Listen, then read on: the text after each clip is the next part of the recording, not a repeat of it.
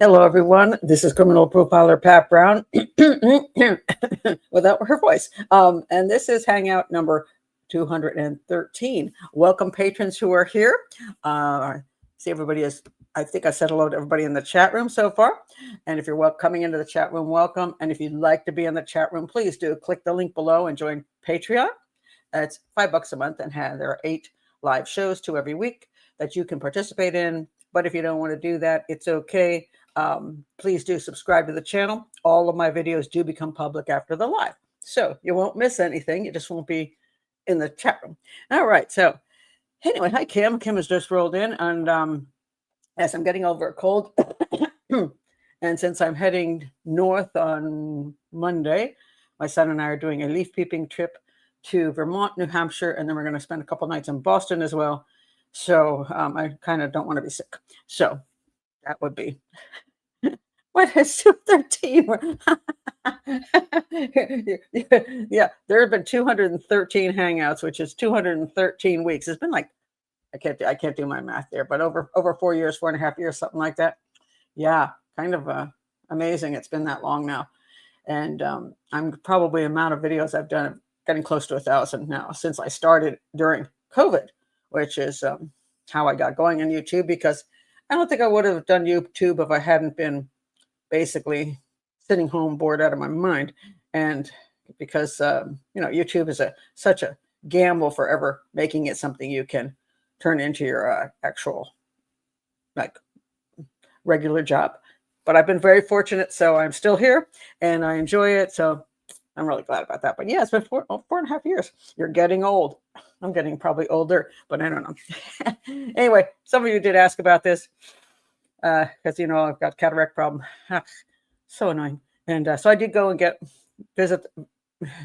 hook up with a surgeon, not in that way, visit the surgeon today.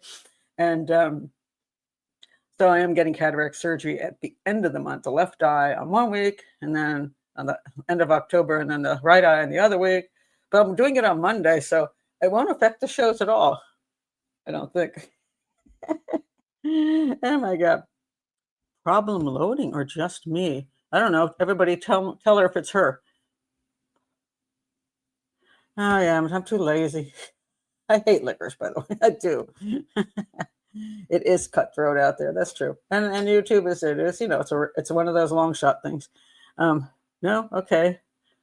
No intro. Oh, the intro. Every once in a while, by the way, the intro disappears, even though it shows up when the actual show comes out after the live is over. Go figure. I don't understand that. It's weird. It does happen once in a while, and people say I didn't hear the intro, but it is there later. So, yeah. So anyway, brave.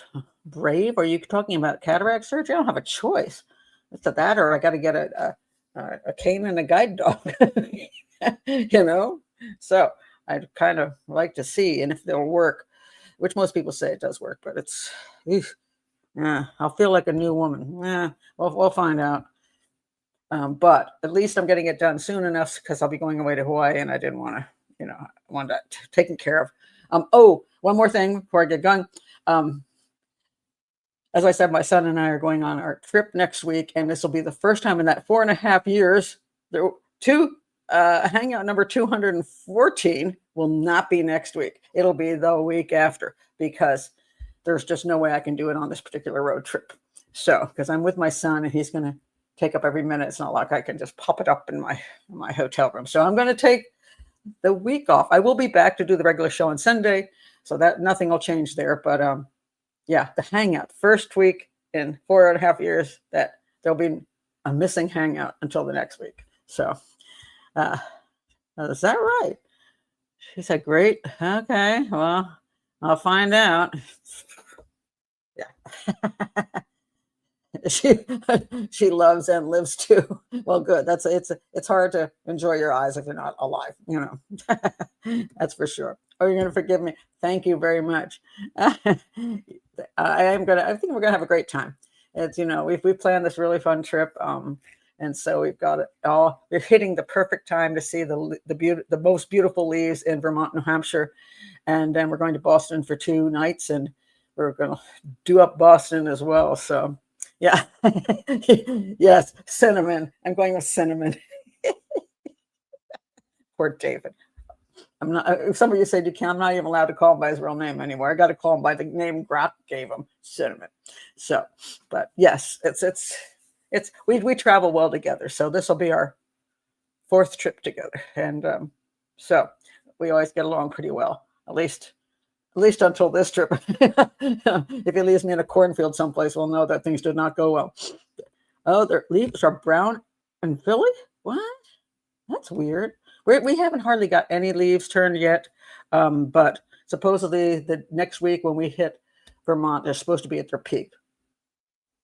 It'll be a long drive to find out that all the leaves are gone. I mean, it'll be really tick me off. But anyway, that's the plan. Oh, and by the way, somebody, I'm doing a pastel course online with a large group of people, and they're putting up their studios.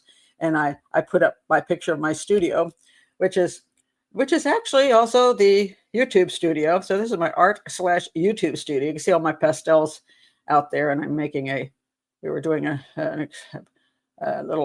making a ball. That's what that is. It was a ball.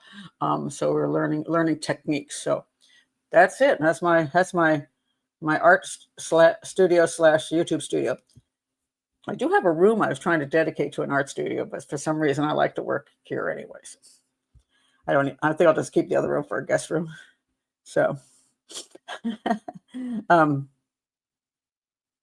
not enough cold or rain for good leaf beam. Don't say that. Don't freak me out. I mean, it's a long drive to have nothing there. So don't say that.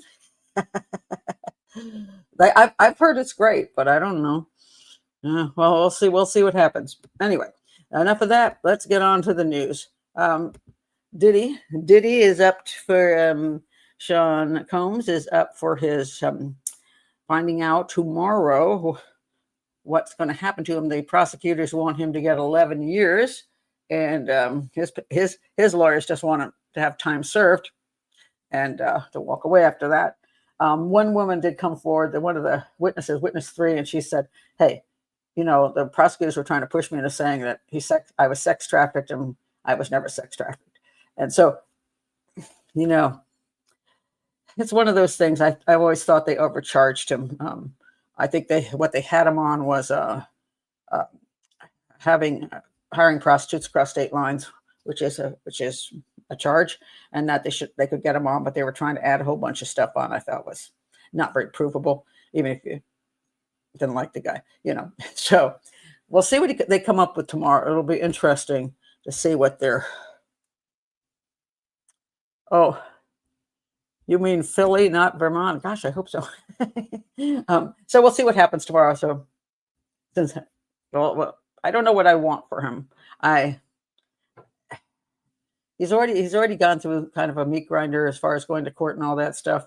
But I think 11 is probably far too big a charge, because basically there were prostitutes who were willing to cross state lines in order to make money. It's not exactly kidnapping, you know what I mean? So, yeah. There you go. He's just a freak with money to indulge his desires. That pretty much is accurate. Now, if you want to have a person you really want to put away in prison, I got one for you. Here she is. Yeah. Brittany Fortinberry.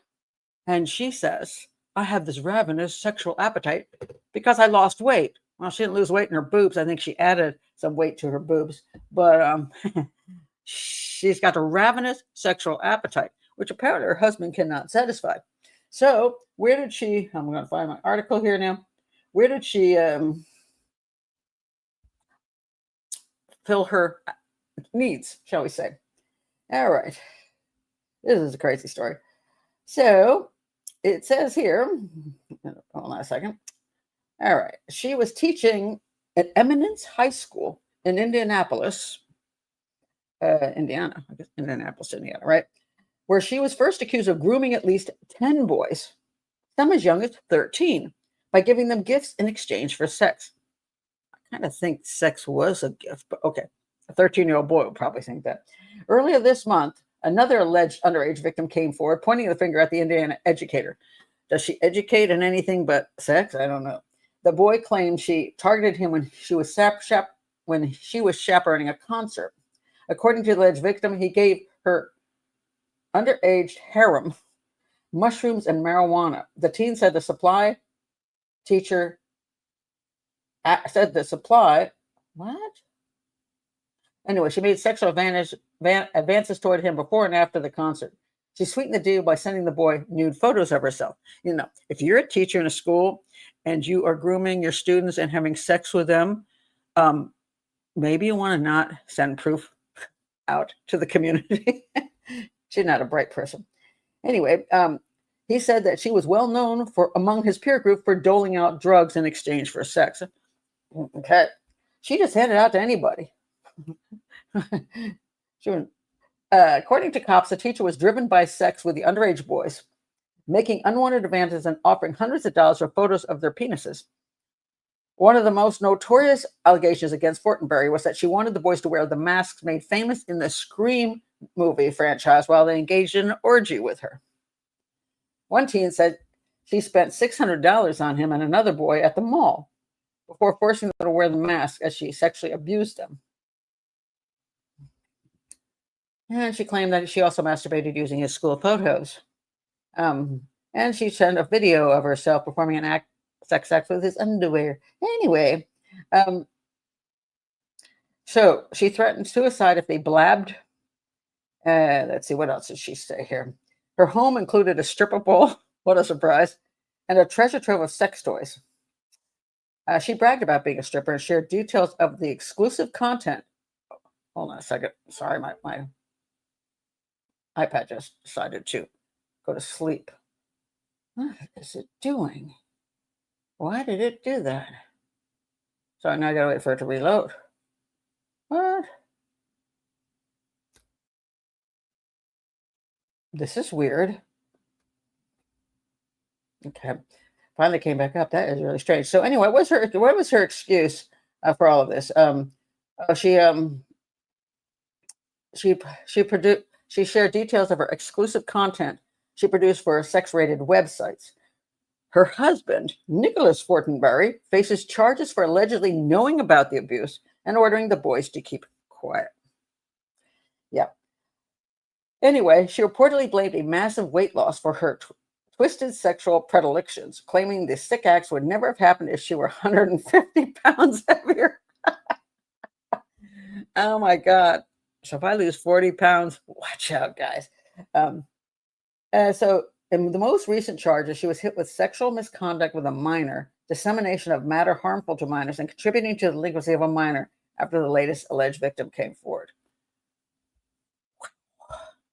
That is, whew, I mean, that is actually crazy. That's not, that's not one victim. And I say this meaning this, that usually when you have some of these, theoretically, in a high school situation, you don't want too many people to know. So you want to pick out the one who you feel you can control.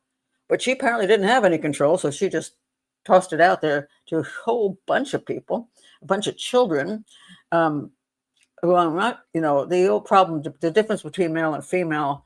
Once upon a time, the males would go, well, hey, it was a good deal for us, man. Whereas the females often felt like they were, people think that a male teacher who does this to females is 100% rape. And when a female does it with boys, it's more like, well, they're getting an education, right? So it's always been a little lopsided, but this is pretty extreme, seriously extreme. And I hope she doesn't get a small slap on the wrist, because in my opinion, this creature, she should be in prison for 10 years at least, in my opinion, and be on a sex offender list. Oh, this says here, UK says, in UK, teachers are not allowed to go to the student's house unless to do their work, and they have to take another member of the staff with them. Not allowed any physical contact. Well, I'm sure she wasn't allowed any physical contact either, but she found a way to do it. Now, of course, one of the most important things these days is always make sure you're never alone with a child. You got to be very, very cautious. My ex-husband, when he was a soccer coach, never, and this was back in 80s and 90s, he was like, I will never be alone with one of the boys on the soccer team, never. If they say, can you give me a ride? Only if I have somebody else there to verify that I didn't touch them wrongly. Never have them come over to the house when nobody else is around. Just don't do that kind of stuff. Don't go to their house, And it's sad because remember the thing Big Brother used to be around? Big Brother, Big Sister? I don't know how the organization's doing these days because I don't know anybody trusts that anymore. It's really sad. Maybe it was never trustworthy to begin with, but now that we know so much of these things happen, it's just majorly creepy. Looking at what happens to others in prison, she won't have to worry about feeling too sexy due to keeping the weight off. I'm going to say she's just going to get girlfriends. I think she's going to have a good time. Yeah, that is really awful. You have to worry about your kids to be alone with a guy, a teacher, anybody. Just, yeah. I like this. 10 years of carbs prison. Now that would be good. All you could eat is carbs until you gain so much weight you can't exploit any young children anymore. I think that's a really good idea. Oh, I don't have a picture of Bonnie Blue. Remember everybody, Bonnie Blue, the OnlyFans 1,000 guys and all that crap. That's scuzzbag psychopath. Anyway, this just amused me because I read this. I'm like, when you look at the psychology of people, it's just kind of unbelievable sometimes.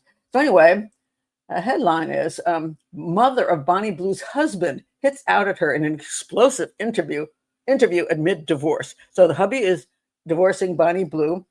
And she said she was waiting to say anything until the divorce was final. Okay. The mother of Bonnie Blue's husband has spoken out on her son's marriage to the infamous figure and claims she couldn't wait for them to be divorced.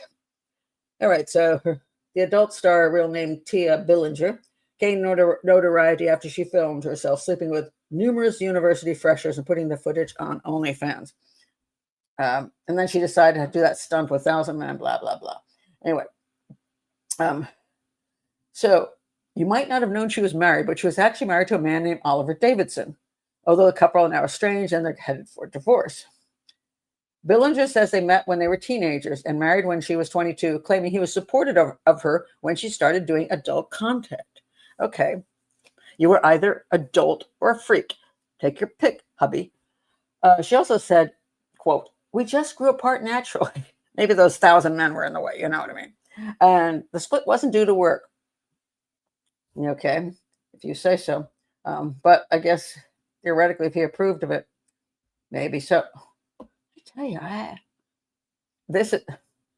what is going on these days on websites?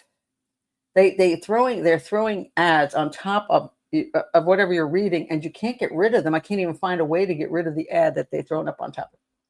It's bizarre. Okay, I don't know what to do. Okay, I get to see. Unbelievable. This is something new, by the way. Let me re-find it. I really wanted to read it because it's if I can get rid of the ad. I have no idea how to get rid of the ad. There's no X mark on it any place. How do you get rid of an ad with no X? Isn't that bizarre? What the heck is this? Yeah, I have no idea how to get rid of it now. I think I'm going to reload the page. But I have no idea how to do that. I think they're so desperate for people to, to trying to make money that they now throw things up that you can't get rid of. So anyway, the thing that was interesting to me was what the mother said. They split up in 2023, and the mother says she thinks her son deserves some of the earnings from her adult career. The mother said that her family would be glad to get rid of her and claimed that her son's divorce from her was just waiting to be finalized. Tia and her team have cut him out, and it seems he's not entitled to a penny of her wealth. Okay, so she previously said that Blue previously said her husband was going to get some of the money regardless, just sign some paperwork. And then his mother said she and her husband never liked Billinger, but supported the marriage for the sake of her son. Okay. Husband, I don't give a crap what happens to you.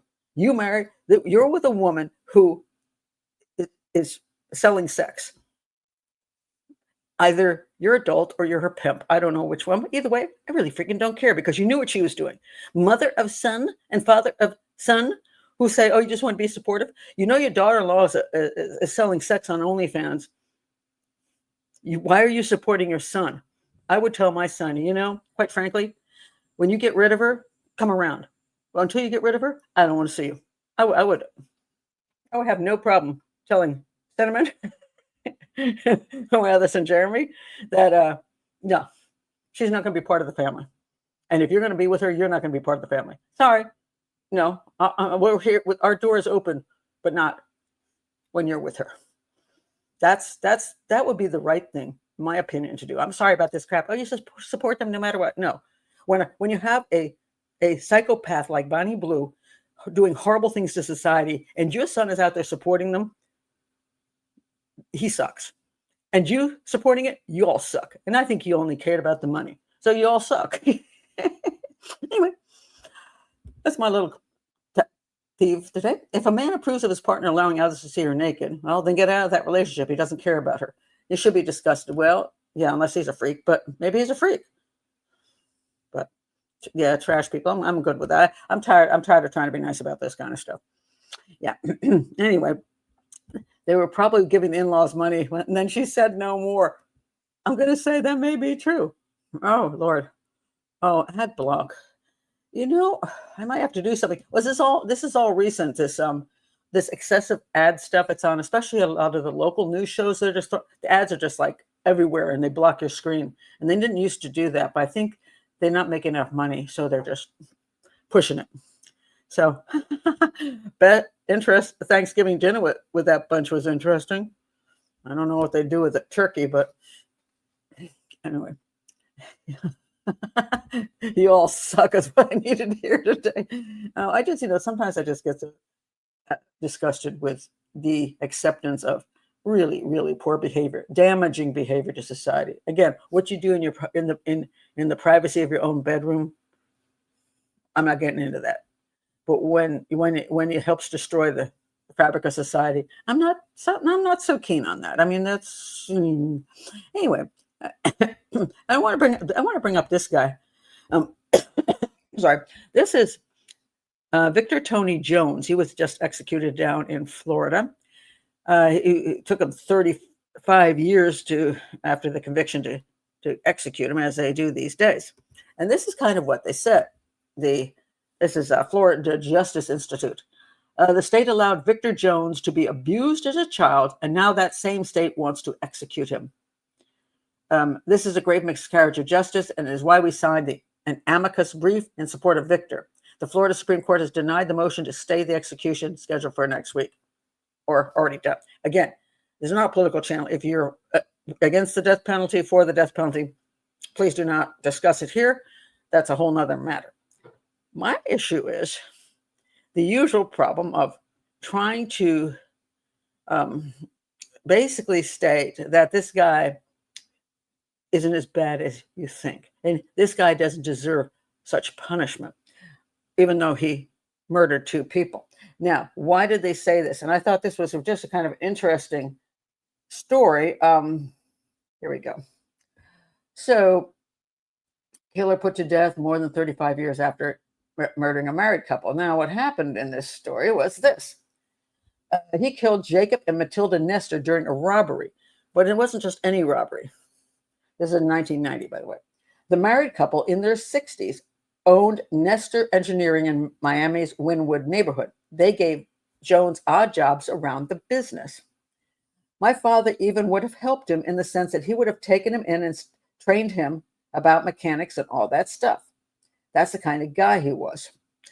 And sadly, there is a problem when you want to do something good for people. You say somebody's down on their luck, or they're not doing well, and they can't get good work, and they say, I'm willing to work, and you're like, okay, you're not on the street begging. You want a real job, so I'll give you a real job. And so you start hiring them as a handyman or to do whatever jobs you have. And sometimes the people get to care about the person that they've hired, and they sometimes will then try to train them for things, bring them up in the company, perhaps even give them some things that they need, maybe even give them a room in their house. And you would always think that in doing so, you're doing a decent thing to help another human being.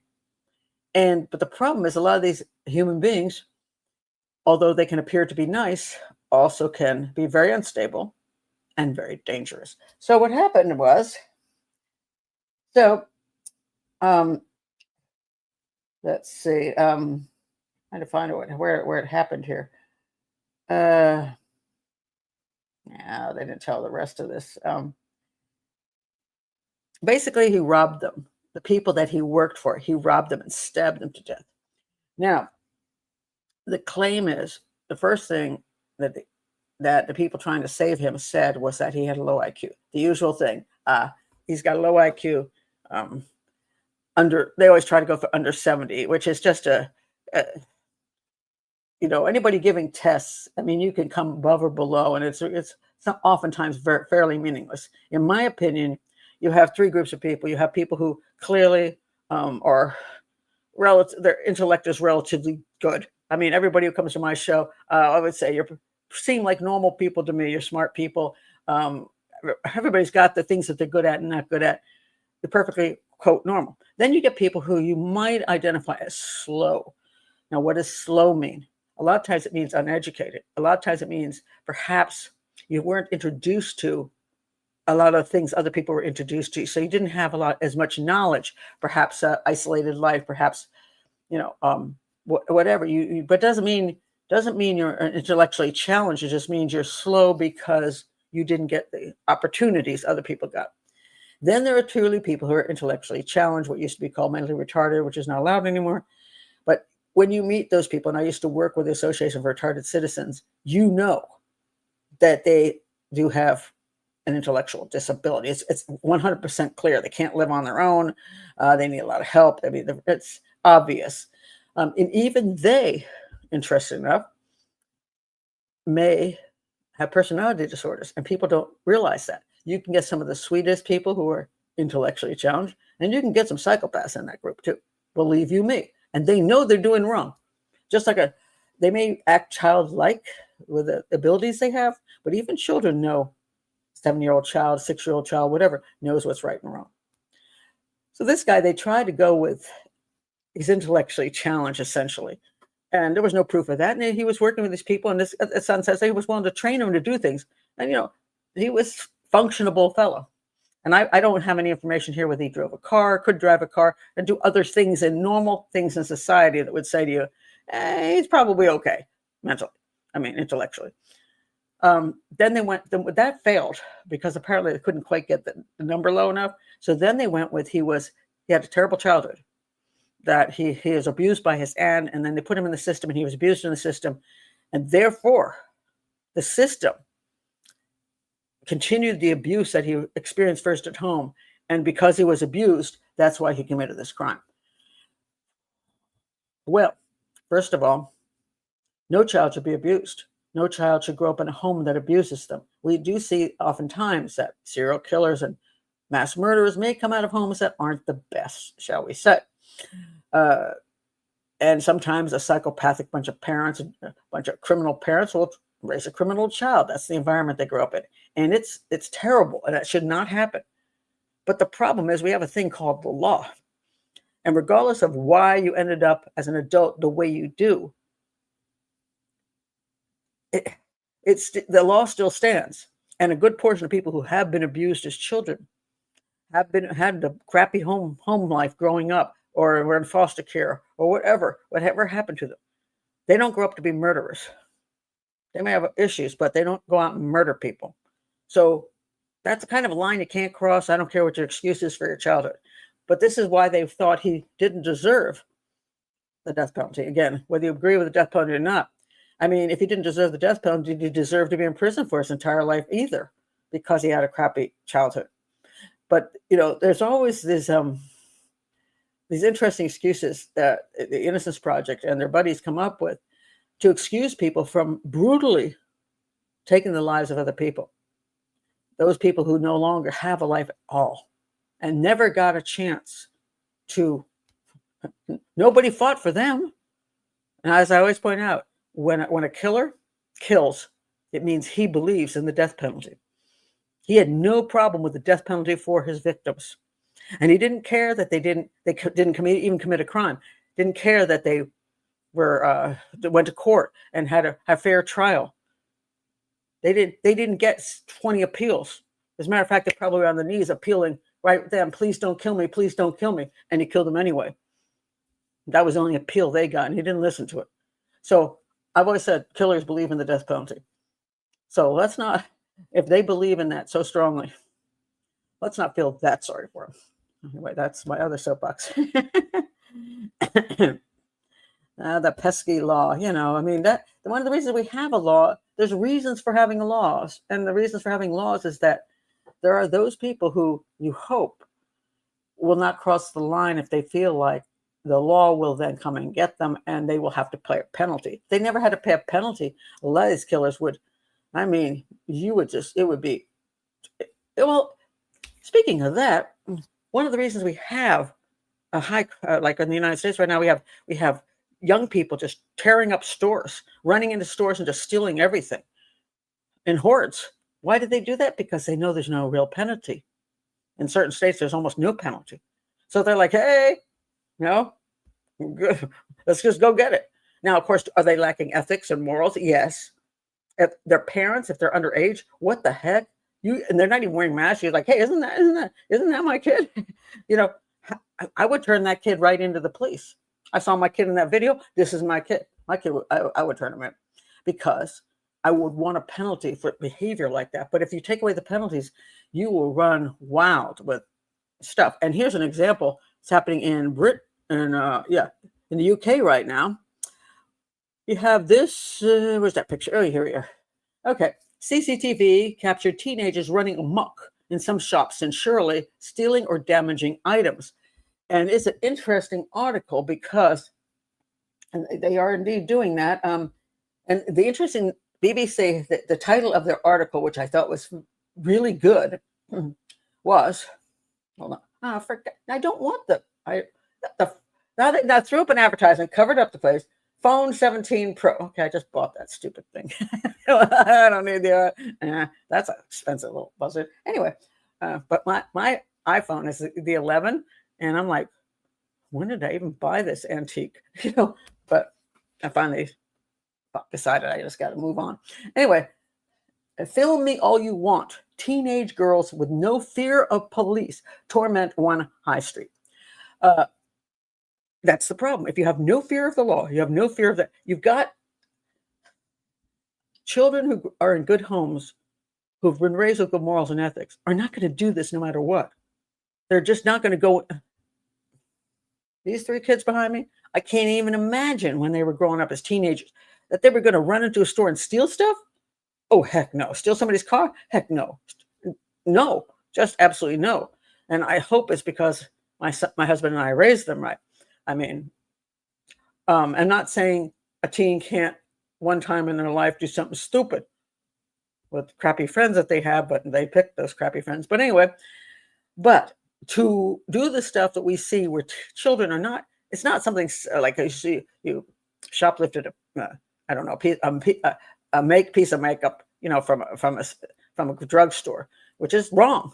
But that in a way you can sort of see where kids go, I don't have the money for that.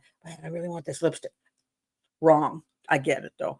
But that's big different from you're with a bunch of your friends going, let's go into this shop and just steal everything we can and run out the door.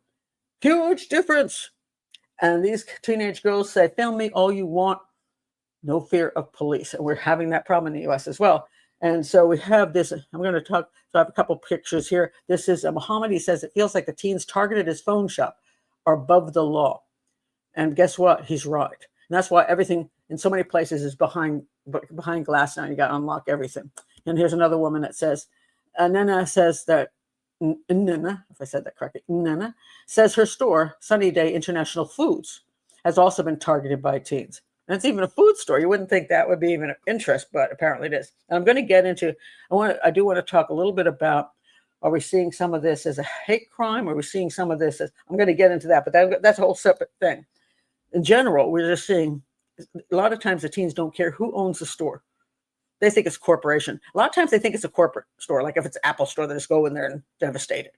But these are obviously people working in the community in small stores. And that's pretty sad because these are independent shop owners and the very people that make the community like a community, and they're being attacked. The teenager's sense of invincibility is clear. The police are never, ever going to help you, she says. You can film me all you want. And they are very arrogant.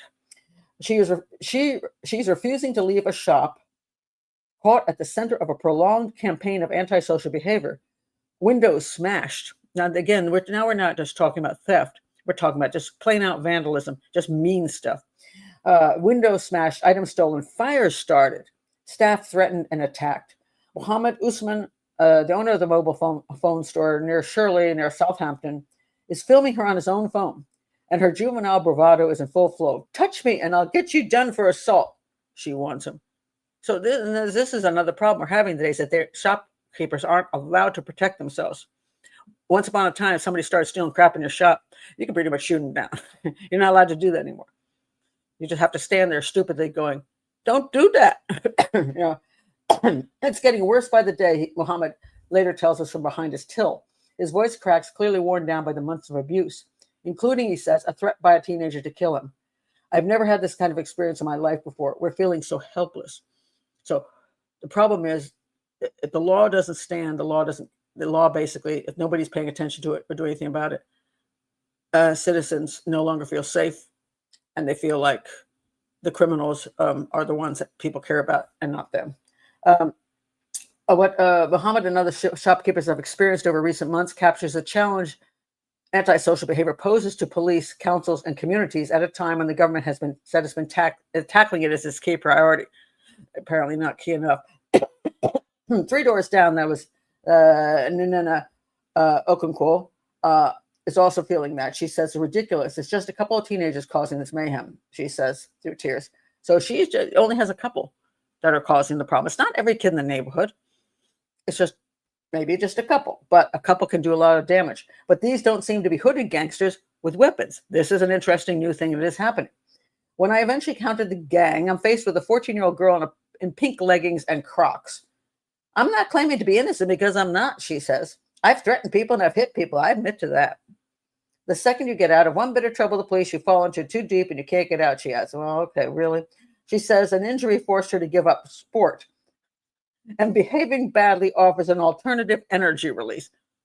I guess that's like losing weight makes you have sex with teenage boys. All right. I found that I get some adrenaline boosts through being in trouble with the police and being missing and stuff. But there's a little remorse. I regret what I did, but I don't say sorry. No, she doesn't regret what she did. She says to cheers from the rest of the gang. She seems bright but deeply troubled. She admits drinking and she's vaping while talking.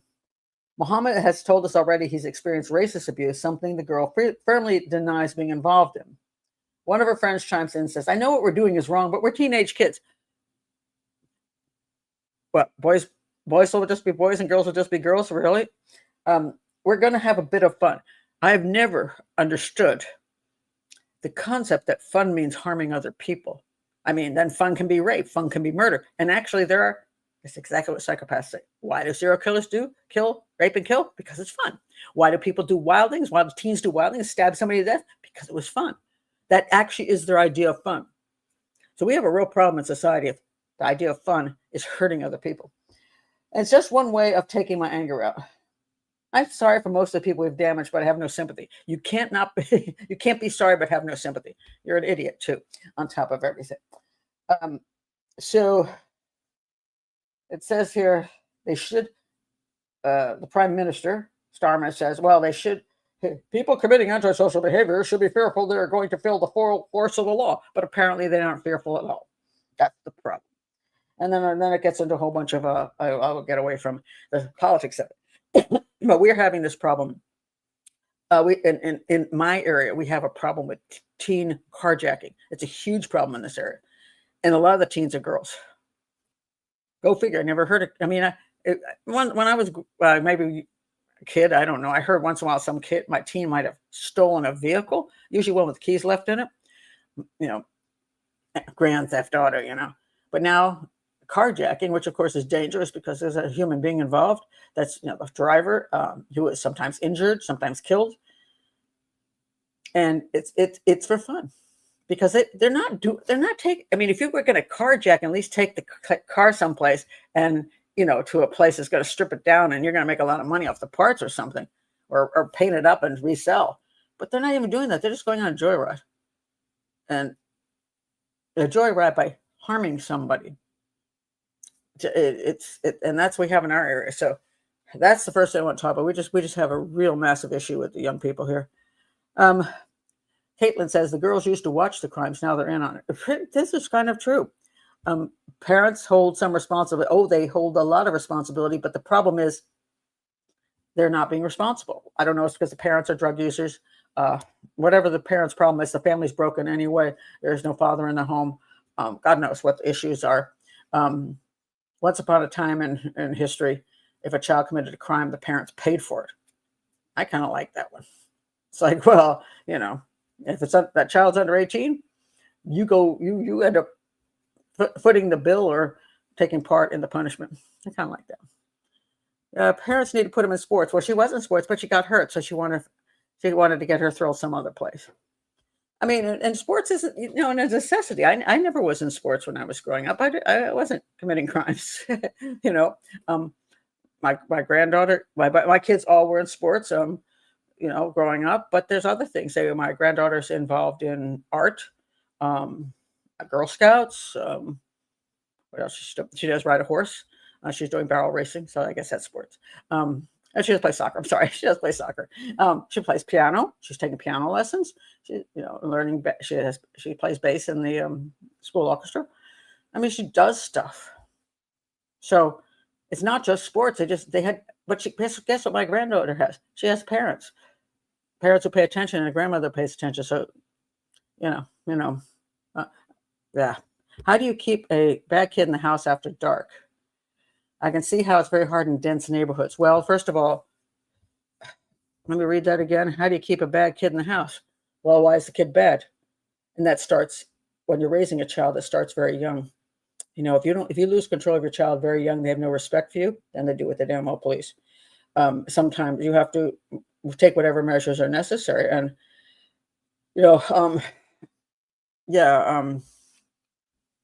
I mean, I don't want to give advice to everybody. That I do have my advice channel, Dear Profiler Pat. If you haven't checked out my channel, my other channel, I'm not going to give that advice here because I would do a bigger thing. This is my Dear Profiler Pat channel. Link is below in case you want to go there. But that is an interesting question. And I'm going to think about that. Maybe that'll make that a Dear Profiler Pat question because it's complicated, but it's complicated for a number of reasons. And that's why I don't think I can go into a 30-minute spiel on that. But that's actually a very good question. So, yeah. Absolutely. Having hobbies and being active is a very healthy thing. The one thing I will say that I truly, truly believe that the reason people get into trouble is they don't see future. Children and teens get into trouble because they don't see the future. If you have excitement about the future, like you're looking forward to, whatever you're looking forward to, could be going to college. It could be becoming a chef. It could be getting married and having kids and raising a family. It could be joining the military. I mean, I don't care what it is, but you have to see future and you have to think, oh my God, there's something out there for me because I don't want to screw that up now because I got something in the future. But if you don't see future, if you think future is worthless, if your parents are worthless, half your community is crap, you're like, hey, I might as well just join a gang, get all the money I can, get some bling, get some girls, whatever. I'll be dead by 30 because I don't see future anyway. And if the future I do see, well, what kind of job am I going to get? I'm going to get a terrible job. I'm going to live in a terrible place.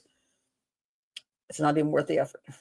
So I do think you have to have the family and community raise children to believe in the future, that they have a reason to live. They have a reason to look forward to whatever they're looking forward to. People get depressed when they don't see the future, and that can happen to people my age as well. People who sometimes get to this point and they say, what's the point of the future? I may live 10 or 20 more years, but what am I going to do with it? And so it's people can get really depressed over that. And I think that's important. Swim meets. Oh God. Not for me. I never liked swimming. I can swim. I just never liked competitive swimming. But that is swimmates again, are something very much people involved in playing any kind of sports.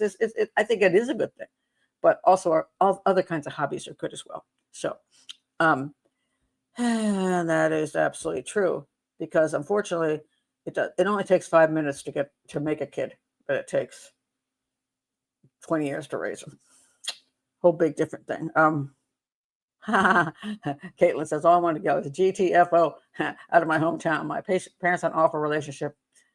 They're still raised to be decent people, thank God. And you're always a nonconformist.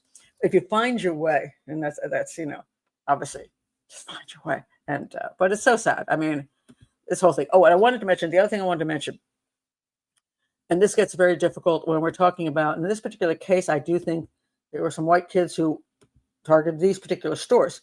And why did they pick those stores? I do want to talk about that. Again, not political, but this is the way people who do criminal stuff think. When a person commits a mass murder of a certain group, it could be school kids, it could be a synagogue, it could be a mosque, it could be the mall, a mass murder of whatever group they're targeting. Or if they are, in this particular case, robbing stores, there's certain stores that they're robbing, or they're wilding on a particular kid or adult, walking down the street and just punching an adult in the head. We will see crimes which sometimes involve people of two different races or two different religions.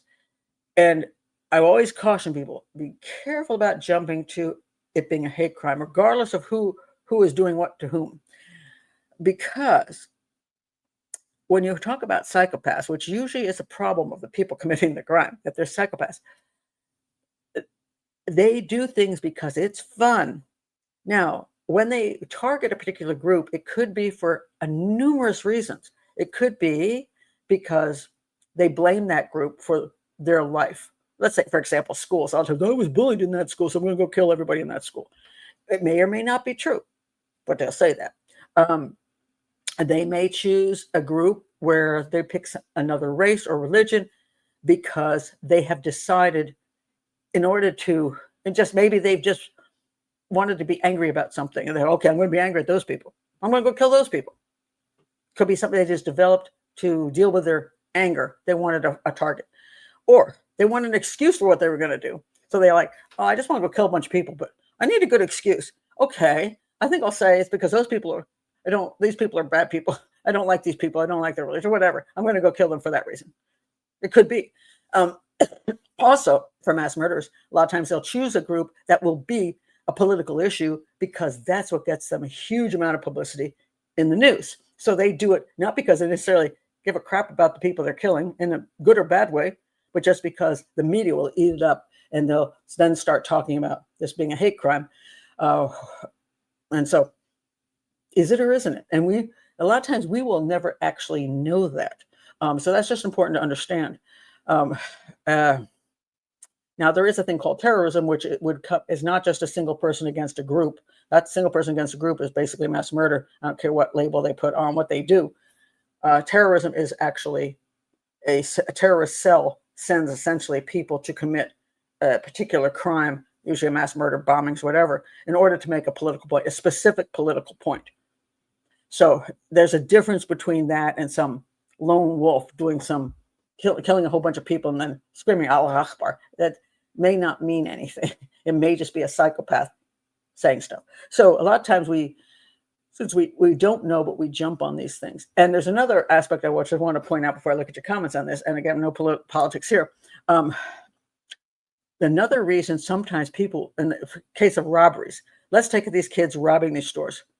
They could be robbing these stores because they have developed an anger toward a group of people, maybe through whatever they hear in the media, maybe through the parents. It is possible that they target them because we don't like them. Entirely possible. Another reason might be because they're simply different. People like to attack people who are different from them because they feel less guilty. Because if it looks like your mom or dad you're attacking, and then geez, I don't want. But that guy doesn't look like my family. I'll kill him, or I'll rob him. That can happen. Also depends where the neighborhood is. Sometimes they will not attack in their own neighborhood. They'll move to another neighborhood, which happens to be people of different culture or race or whatever, and they'll go attack over there. And there's one more reason why sometimes they will pick people of a different, especially a different race or different culture to attack them. And that is because they do not think they will be as easily identified by that group of people. Because we all say this thing about, well, they all look alike, that's been said for years, you know what I mean? Like white people can't tell Asian people apart, that kind of thing. Oddly enough, since I spent so much time in Indian communities and with obviously not two white people, I have trouble with blonde women. That blonde women with short hair, can't tell them apart. Now I do have face blindness on top of it, but I've always had a problem with them. That's my worst problem. I would do much better with Jamaican faces, Indian faces, than I do with blonde women. I don't know. It's my thing. I have trouble with that. But so sometimes you pick something because you think they're not going to be able to identify me. They're going to just say, I look like a man, I look like a woman, I'm not used to seeing the differences in faces with a person from another race. They're not used to that. So therefore, you can't identify it as quickly. That's just a reality. So going to another location where people are not as familiar with those faces is not a bad technique for getting away with certain crimes and having a good witness. And so once in a while, they can really screw up, by the way. For example, I can read Hindi, the writing for Hindi, which is called Devanagari. And, it looks different than, looks totally different than ABC, it's a totally different look, right? What you call that? A script is completely not Latin based, but I can read it. So let's say some guy says, well, I'm going to go into that lady's shop and rob her. And he's wearing a shirt, and the shirt has Hindi and Devanagari on his shirt. And it looks like hieroglyphics to people. And they would say, well, he had this hieroglyphic shirt. They wouldn't even know it was Hindi. They just hieroglyphic shirt because they don't know what those little signs. Maybe it was Japanese. Maybe it was Chinese. I don't know. I would say, that guy, he came in. He had a shirt that said, "Pani, pani everywhere. Water, water everywhere." I could read it, and he'd be screwed because I actually could read his shirt. So sometimes you can make a mistake and not realize that the people that you are going to rob or whatever actually can do well with facial recognition or something you're wearing that would give them a clue to who you might be, where you're from, all that kind of thing. So there's a multitude of reasons that a criminal will choose their victims. And a lot of times, and sometimes it's just as simple as this. It was the next person on the street. So you're like, oh my God, this person of this race killed this person of this race. Was it because they were that race or just because they're the next person on the street? Serial killers, same thing. Did they choose their victim because they look like their mother or sister? Or is it just the next woman that came by? And if you lived in a neighborhood that was mostly homogenous, well, then maybe a lot of people look like your mother and sister. So that's why serial killers, for the longest time, all the experts were saying, oh, they're only killing women that look like their mothers and sisters. And white men only kill white women and black men only kill black women. That's nonsense. Basically, they just killed in the neighborhood. And that's who lived there. And as times changed and there was more mixing of races and neighborhoods and all that, the serial killers are like killing everybody because they were just available. So it's just something to learn for profiling purposes. Let me check some of your comments. Writing Hindi is hard. I don't think so. I find Hindi kind of pleasant to write. I actually do enjoy it very much. I have a harder time hearing. The grammar is kind of killing me. It seems that Liz says it seems mass murderers do have a motive, whereas another psychopath might not. No, what motive does a mass murderer have to have? When people say this, okay, how do you determine his motive? I don't know. Does he know what his motive is? The motive is fun. The motive is usually becoming famous overnight, infamous, getting recognized. Everybody ignored me, and now the main motive, I would say this, the main motive of mass murder is recognition. That until now, you didn't know who the hell I was, but now you do. I'm on all the media outlets. I'm on all the news. I'm in everywhere. My face is everywhere. And that for a number of people, even if you're dead at the end of the day, is an accomplishment they want to have because they've always felt that they were invisible. And that's, again, one of the problems is you have to have a life where you don't feel invisible. You don't want to be invisible to your parents, to the neighborhood, to the teacher. You don't want to be an invisible person and have nobody pay attention to you at all, And the only way you get attention is to be a bad person. And of course, unfortunately, that's why I do not do any shows on mass murders on TV, because I know that every time a person like me gets on there and talks about mass murderers, that only inspires more mass murderers, because they're like, oh, look, everybody's talking about me, including criminal profiler Pat Brown. So I won't do those shows at all. I stopped. Oh my God, I can't remember the year.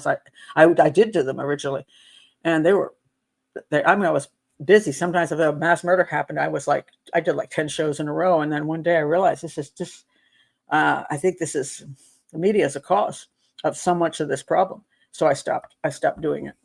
So that's a bug flying around there. All right. Like a dude had a Mormon woman break up with him. So he went and shot up and set the LDS church on fire. Well, yeah,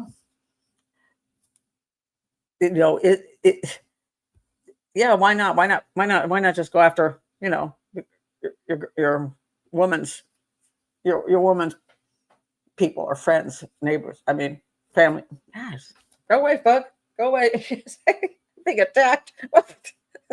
You see that? That bug is really, I don't know what kind of bug it is. So that's true. They're fame hosts. That is absolutely true. They're quite correct about that. And we have to stop giving them so much fame. And it's very annoying that we do. Well, just looking at motives are very interesting. Somebody asked me that, I think last week I answered, how do you know the motive in a specific crime? A lot of times you don't. And the prosecution is not required to give a motive in court because, again, how do you get inside the guy's head? You can't. And he often doesn't know his exact motive, or he has multiple motives. And therefore, which motive is it?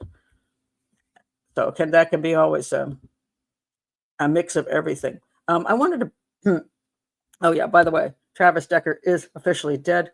Remember last time I did the thing, I said, well, they found his body and they said he was dead, but they didn't know, actually have proof at that moment it was him. He was next to what appeared to be his stuff. But they did finally did DNA. It definitely is him. I figured it was him, but I did mention the point where until you have that absolute proof, you perhaps do not want to say that it is. You could say they suspect it is his body, but I think they might have gone a little overboard. Oh, and then we have David D4VD. David has not faced any action in the Celeste Rivas case. He's the one that the rapper who had his car was found with her body in his trunk, and he appears to might have had a relationship with her back to when she was 14 or earlier. And there's a lot of rumors going on, and it's hard to sort out where the truth is. But people are saying, why hasn't he been arrested? Well, first of all, they're still doing the autopsy, trying to figure out why she died. The problem with murder, proving murder, is if she has a bullet hole in her skull, in theory, she could have actually shot herself. There you go. See, I can't even prove murder with that. If she had a whole bunch of knife wounds in her back, like her skeleton was like, okay, I think that could be proven murder. If she has there's no cause of death because she's been in the car trunk for so long that there's just, autopsy is not going to bring out much for cause of death. Could she have died a natural death? Maybe. Or could she have been strangled, which is not unlikely. Now, if the hyoid bone is broken and she's been in the trunk of the car, they probably could go with murder on that. The hyoid bone and people strangle can fracture. If the body's been out in the wilderness too long, an animal could go chomp chomp, and therefore can't really say that's a murder. So right now, they can't prove A, exactly how she died, so they have not arrested him. B, I don't know. He never reported the car stolen, which is the big suspicious part. And it appears he had a relationship with her, so it's not like an unknown person. So a young girl who's a juvenile is hanging out with an adult male, and his car goes missing, and he doesn't report it, and she ends up in the trunk of said car. I'm going to say he's looking pretty damn guilty, but the reason they haven't probably arrested him yet is that they're gathering information and trying to get enough for probable cause. So, but everybody, it's one of those things you think, well, for God's sakes, arrest the guy, man. Really? And someone was moving that Tesla regularly due to parking regulations, and they noticed nothing. Interesting. I did not hear that one yet. That's fascinating. Wow. Yeah. The man, allegedly. The problem we have right at the moment is allegedly. Oh, you're saying you saw the clip of me on TV where the presenter asked about mass murder when you told them not to, and you were not happy because the bloke they broke the agreement. That is correct. I was CNN. I had to do. If I remember, I'll link it below. Yes, they called me. I had been turning down everybody, and then they called me, and then they're like, "Want to talk about this?" And I said, "Look, I've already made a decision not to talk about use the guy's name or have his face. I will talk about mass murder in general and what the media's how the media is affecting mass murder and increasing the mass murder rate." And she goes, "Okay," and I'm like, "You're willing to have me on?" Because I'm not blindsiding people. So I'm like, I'm going to tell you what I'm going to say. You don't want me on your show, you don't. But I'm not going to pretend I'm going to talk about that and then get mad at you. So I told them exactly what I would talk about. I said, I don't want his face or name used in my segment. You can only ask me about mass murder in general and the media's role. And they agreed. And then I went on the show, and apparently the producer who talked to me never told the host.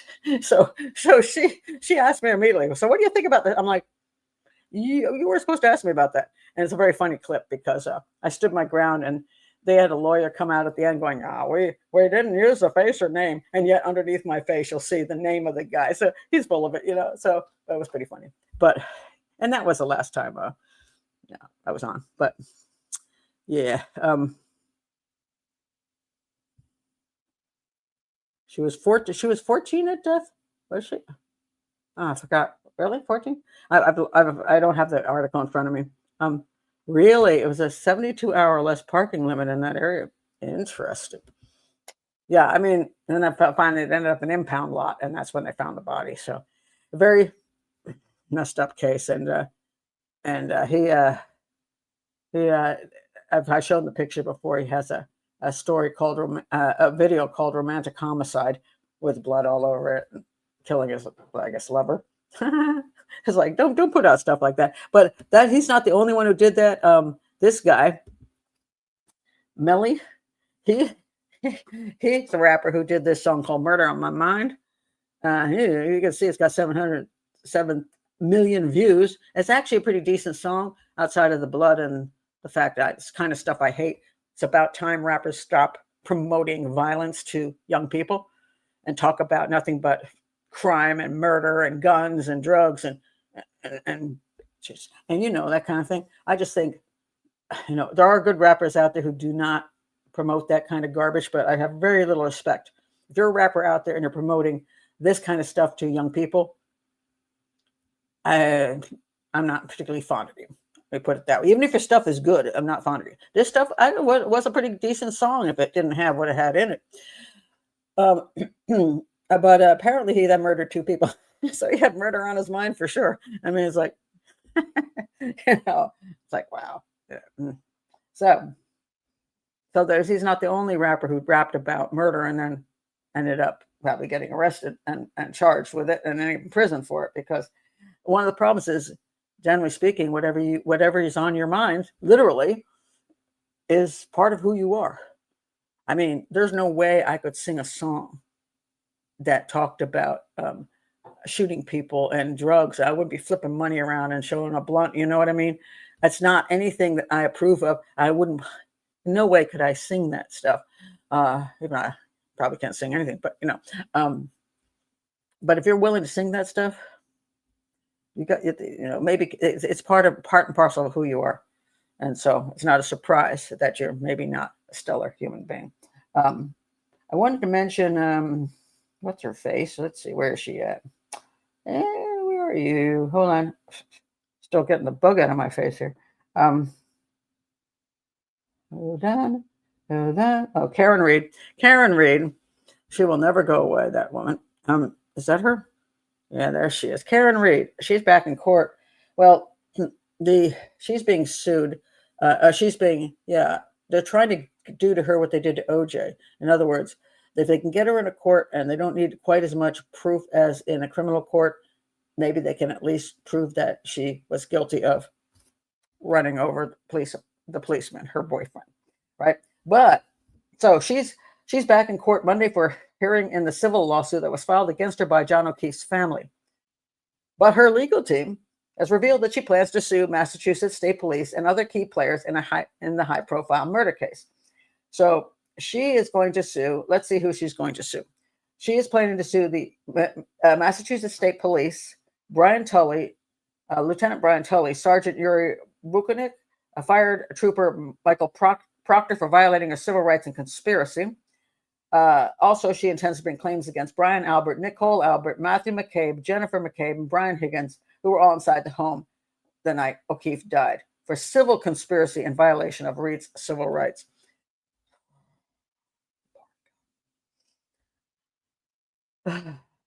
It's exhausting, and I feel really sorry for all. I mean, personally, I find that the evidence was, people do disagree, but I find that Karen Reed should have been found guilty of hitting her boyfriend. I thought that's what the evidence proved. I never saw any proof that he ever went into the house, and that they just killed him for no freaking good reason, then decided to dump his body on the front lawn because that's what a detective would do. And then somehow do all these things to her and her car, and plant all kinds of evidence. The whole thing is just so outrageously stupid, in my opinion.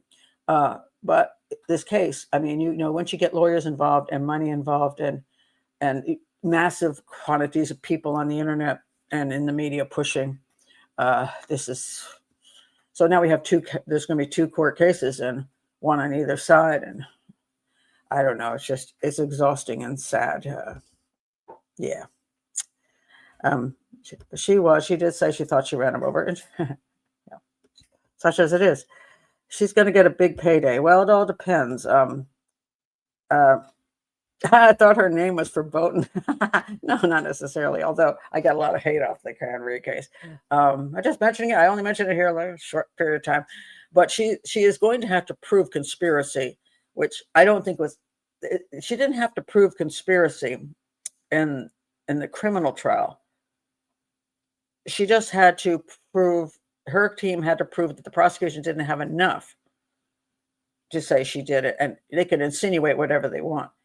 So I don't know how she's going to prove this conspiracy. But then again, it's a jury. In a civil case, it's a jury too. And God help, I don't know how you can possibly run a jury in that whole jurisdiction. So yeah, I feel awful for John's family too. At least anyway, I'm going to move away from that very quickly, though. I do want to mention Lucy Letby, so I can be in trouble for Lucy Letby, too. Also, I think is guilty. And then this panel of scientists came out and said, oh, my God, none of the babies that they claimed that she killed actually died of homicide. They all died of natural causes or accidental causes.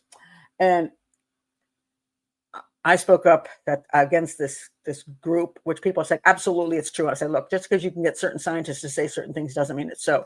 And then there was a really good, was it ITV? I was gonna do a whole thing. ITV came out and said what I had said, but with much more information. I was gonna do a whole video on that, but I got tired, and I'm like, I was ready to do it, and I just burned out. So I didn't do it. But I thought this was interesting that this came out, and I thought this was a very good article. And it's a point that I keep trying to make. Hold on a second, let me find it. Oh, Lucy. Where's Lucy?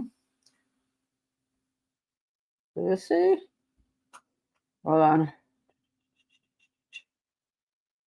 Oh, okay. Hold on one more second. Got to find her. Where did she go? Don't you tell me she disappeared off of her. Oh, here we go.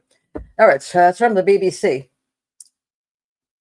And I thought this was a great title. There's 2 titles the BBC did in a row that I like, which is kind of unusual because usually, it's clickbait stuff. Lucy Letby's new expert supporters claim no babies were deliberately harmed. Who should we believe? And that is the interesting question. When it comes to Lucy Letby case, there are 2 parallel universes. In one, the question of her guilt is settled. She's a monster who murdered 7 babies and attempted to murder 7 more while she was a nurse at the Countess of Chester Hospital between 2015 and 2016.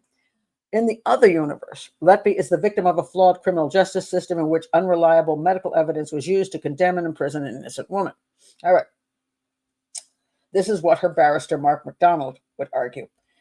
He says he has the backing of a panel of the best experts in the world who say there's no evidence any babies were deliberately harmed. These extremes are both disturbing and bewildering. One of them is wrong, but what should we believe? And I want to point out something about the problem I have with the scientific panel is that, well, before I get into the rest of this, let me see what's questions. They go through all. I'm going to link this below. Just got to think it's an interesting article. It goes through each one of the different things. But this is where it comes down to. There's a lack of consensus. There is a lack of consensus among the experts. So that's the problem. That even if you go to the experts, they disagree. It's not like every expert is like, we're all there. They don't necessarily agree. And the scientific stuff that's supposed to be so absolute is not absolute. It's a person's take on what they think this means, what the scientific evidence means, or certain symptoms or certain manifestations. They say this is what it means when it is not absolutely true that is what it means. So people believe sometimes because a scientist involved or a doctor's involved, and they say this is so, it is not necessarily so. Just like so many people are misdiagnosed all the time. Why? Because the person looked at the results of a test and said, this is what's wrong with the person, and it wasn't. So it's a lot of times an opinion and not entirely everybody's opinion. There could be other opinions, and the question was which one is right. And of course, we see this play out in the court of law often with the prosecution, the defense. But what bothers me so much about the expert thing, which is why it bothers me that this is outside of the courtroom, is that at least in the courtroom, you get both sides presenting all the evidence, not just a portion of the evidence, or what they want to have you to know, or what their opinion of this one thing is. First of all, you don't hear the other side. So when the panel comes out and spews this all over by way of their defense attorney, all over the internet, people say, oh, see, this is now what's true. But they're not hearing any response, because it's hard to respond when you're outside of a courtroom, again, about these kind of things. And on top of that, what the scientific evidence leaves out, quote evidence, the panel leaves out, not the evidence, the panel leaves out, is all the behavioral evidence that was presented in court. So Lucy Letby wasn't convicted on just the cause of the death of these infants. She was convicted on what was presented as the cause of death of these infants, along with all of the behaviors and the things she did that were not normal things, that exhibited Munchausen syndrome by proxy, exhibited psychopathy, exhibited a disturbed mind. It was way more than just the actual moment of that death of the child. That's what outside the courtroom, the defense never wants you to hear. Now they've got this scientific group. That's what they're going to present, and then you're supposed to ignore all the other stuff completely.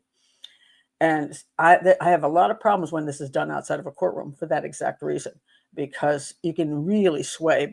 And this happens also before trials. The defense has a great advantage over the prosecution in that, especially swaying the jury before the trial. Oh, that never happens. No, it doesn't. No, nobody ever watches the news. They all go in and say, I've never seen a thing. We all know it affects the jury. But what they do, which the prosecution doesn't, is go public on every media channel outlet they can, pushing whatever their defense is. So they're already outside of the court presenting tons of material, one-sided material, to the future jurors and to the public, so that they can pressure the heck out of everything around that this person's innocent. And so when it used to be confined more to the inside the courtroom, you got a more accurate presentation of the material, where then you could look at both sides and see what seemed to be the one that you should be siding with. But I thought this was a good article. I'll try to remember to link it below. I'm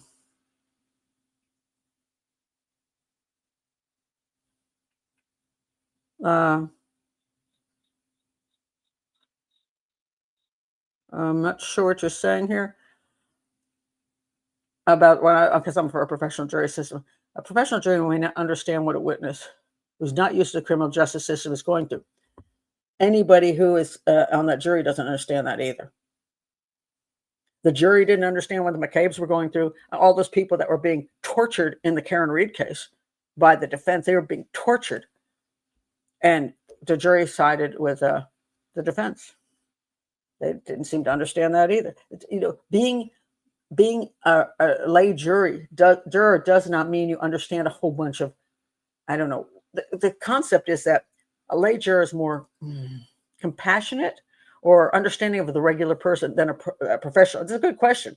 A professional juror might be, well, I'm above all the regular people, so therefore I don't have any feeling for the regular people and what they're going through, blah, blah, blah. And a regular bunch of people would. But I'm going to say, from what I see, a lot of the regular jury people don't understand anything either. So that's the problem. Just because you're a regular person doesn't mean you understand other regular people. Just because you're white doesn't mean you understand white people. Just because you're black doesn't mean you understand black people. All this stuff is nonsense.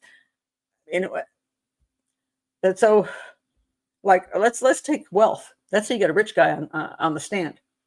What is an average jury? Because you're supposed to be a jury of your peers. Do you think they're putting millionaires on the stand? Of course they're not putting that. The jury's not full of millionaires. They can get out of jury duty. They're not going to do jury duty. So what you get is regular folk who make $50,000 a year, $30,000 a year, maybe on disability. And here comes Mr. Rich Millionaire. You think they can understand Rich Millionaire? No.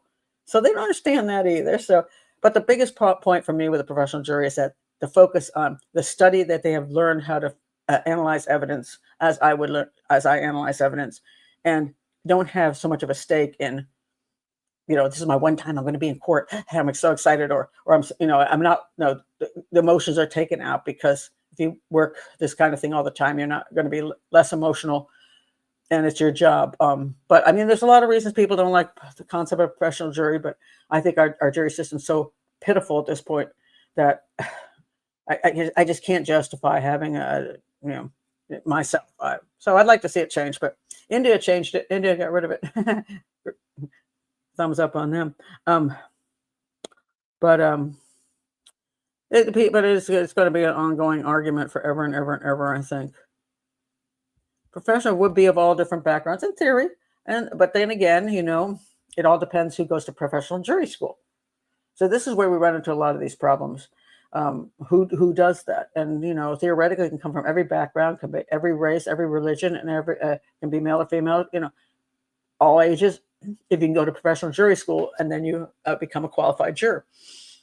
Yeah, but what about if in your area only people that went to qualified jury school were one race, and now the person in the courtroom is of another race? Does that disqualify the professional jury? I don't think it should, because I don't know that you have to have jurors of your race to make it fair. I mean, this is the concept, and I guess we're a very divided society racially, so that's the way people think.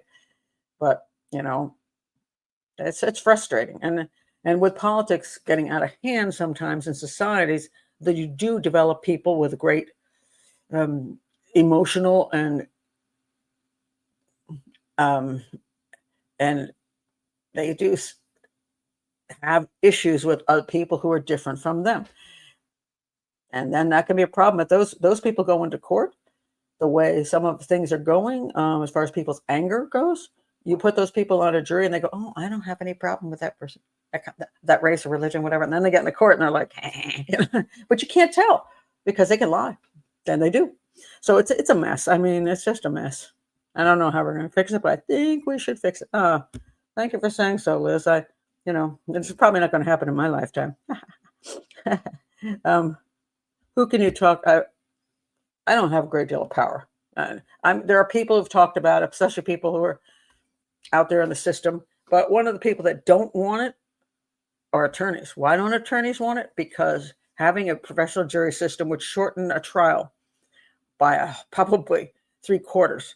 Why? Because you can't go out there and play your little dog and pony show out there. You can't be fooling, putting all this emotional stuff out there. You can't play to the jury for weeks on end, because the professional jury is like, yeah, that's not going to work.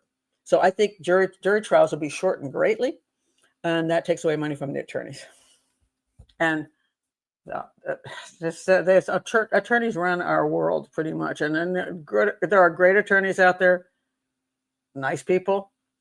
Some of my friends are attorneys, as I said, but I mean, they're in control of a great portion of our they are in charge pretty much of our justice system, and a lot in the political system and in corporations and everything else, insurance system, and so there's money to be made the longer you can drag anything else and charge somebody for it. So it's unfortunate, but it is 11 months. 11 months, Jesus. And that to me, that is, to me, cruel and unusual punishment for the jury. No jury should have to go through what juries go through. They shouldn't have to go through the trauma of seeing crime scene photos like they have to see, hearing the things they have to hear, staying there away from their families for day after day, week after week, month after month, and not even be paid for it. Have no choice but told, if you don't show up for jury duty, you can go to prison. They are forced. It's forced labor. And I think it's atrocious. I don't know. Nobody even seems to address that issue. And I think it's absolutely outrageous. Luckily for me, I will never be on a jury because I'm a criminal profiler and no defense attorney will allow that. And also I'm 70 now, so I'm free. I don't have to go to jury duty at all. Oh, sequestered is even worse. Oh, I don't know. I mean, they get PTSD. I mean, jurors get PTSD from going through this crap. I'm not against the jurors themselves. I think I feel so sorry for them. Just awful. It's just wrong. It's wrong. Let's see what else do I want to address here. These are just two interesting cases. This fellow, he's a manhunt for this guy, Ty Sage. He's a murder suspect. They accidentally released him. And I'm always trying to say, if you're going to be a criminal, and perhaps not putting tattoos all over your face would benefit you when you're trying to hide. I mean, you're kind of obvious. Maybe you can just put a whole, I guess these days you can put a mask on at least and cover up some of that, and maybe a wig cover and then there's this guy. This guy, oh my God, he's been charged with murder, and he turned himself in probably because he looks like that, and he's also missing an arm, missing a hand, so it's really hard for this guy to hide. But and he was in a horrible, horrible car accident, and it obviously went on fire, so he was burned up, and I mean it's just pretty gruesome. And he went through a whole bunch of. Let me find a story on this guy. I was really curious about why he was in the car accident, but let's see, where is he? Where's the guy? Oh, okay, here he is. He's wanted. He was wanted for. He went to. So the claim is that this is in North Charleston. The claim is he's wanted for murder and multiple counts of attempted murder in the town of Santee. He was arrested Friday morning after surrendering to authorities. His name is Zaquan Shawnee Jamison. He's only 20 years old. I would have put him at 40. 20 for attempted murder, possession of a weapon during a violent crime, and was flagged as armed and dangerous. He was so basically he stated he wished to turn himself in for outstanding warrants. I had a bunch of them. He supposedly went to some party and shot the party up. I looked up why he was in the car accident. I was just curious because he's only 20 and he's gone through obviously a massive amount of pain and anguish after this horrific accident and been in the hospital for God knows how long, the burn unit and all that. Finally gets out and he supposedly commits these crimes. Now he claims that his hand, the one he still has on the left, is so damaged that he can't even close his hand well enough to pull the trigger. Is that true? I would like to know what his criminal record was before the car crash. I would like to know why the car crashed. Was he fleeing from the police? Was it just, somebody else hit him? He didn't have. So part of me goes, okay, maybe he was doing perfectly fine in life and had this horrific accident, and now he's just pissed at everybody in life, which I can kind of get. Or was he already involved in criminal behavior? Was a car involved in criminal behavior, the car crash? And I don't know. I can't find any information on that at this point. But yeah, the dude can't help. There's just no way this guy's not hiding any place. I mean, where are you going to hide looking like that? I mean, so did he commit the crime or not? He's claiming he couldn't have pulled the trigger. But I want to know, did he have the weapon?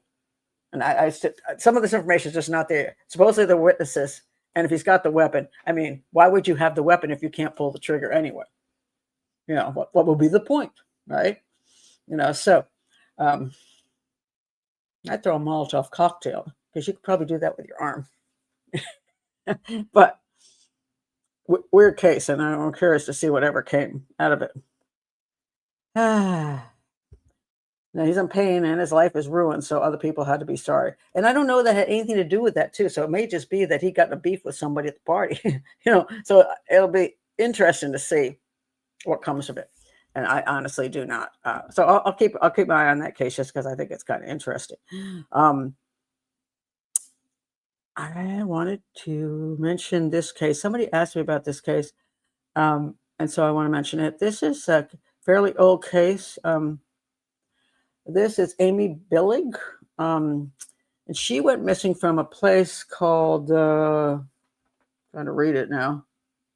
Coconut Grove. It's on the. You can see the line coming down from Miami, the road coming down from Miami, and the first town there, linked there is Coconut Grove. That's where she lived. And she went hitchhiking one night and disappeared and never was found again. So somebody wrote me about that and asked if there was anything I could come up with for the case. Let me see if I can find the basics on it. And it's sad. It's a 50-year-old case now. And as I say, with most 50-year-old cases, they have never found her. So there's no body. There's no going to be, well, there's no body. There's no cause of death. There's no DNA. So there you have it. So anyway, she was born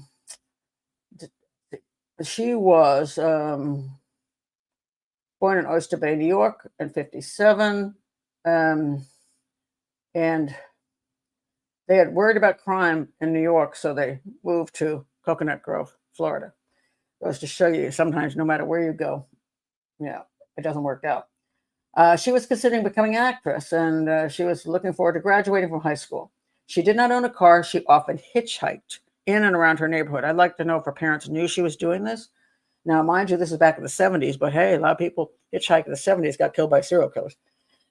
She was 17 years old at the time of her disappearance. She was 5'5", weighed 110 pounds. Perfect serial killer material, by the way. They like small, thin girls because they're easy to manage. So it was the afternoon of March 5th, 1974. She returned home from school, ate a yogurt, then telephoned her father to ask if she could borrow $2 to pay for a scheduled lunch with some friends in nearby Peacock Park. Her father agreed, and Amy changed her blouse and began hitchhiking to her father's art gallery on nearby Commodore Plaza to borrow the money with a view to later meeting her friends for lunch. She was observed by construction workers hitchhiking at the corner of Poinciana Street and Main Highway in Coconut Grove, close to her family home in the early afternoon. This would prove to be the last sighting of her.